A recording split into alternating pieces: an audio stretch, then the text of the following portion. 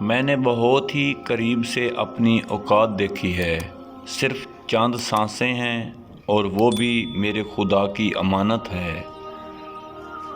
اپنے غموں اور پریشانی کو سینے میں دفن کر دو، اگر انہیں چہرے پر سجاؤ گے تو کمزور ہو جاؤ گے۔ رشتہ جب آنسو صاف کرنے کی بجائے آنسو دینے لگے تو رشتہ اپنی عمر پوری کر چکا ہوتا ہے۔ کسی مطلب پرست شخص کے ساتھ تعلق نہ رکھیں۔ اگر آپ ایسا کرتے ہیں تو خود کو برے وقت کے لیے تیار کر رہے ہیں۔ جب انسان مرتبہ یقین پر پہنچ جاتا ہے اور پھر اس کی روحانی پرواز سیدھی اور سچی ہوتی ہے اور انسان ٹھوکروں سے محفوظ ہو جاتا ہے۔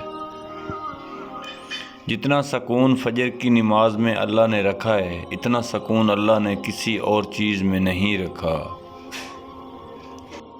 100 سال کا بوڑھا اپنے تجربے کے مطابق کہتا ہے، اسکند نگوری سالب مصری تخم ریان ستادر، چاروں چیزیں ہم وزن برابر لے لیں اور ان کا صفوف تیار کر لیں۔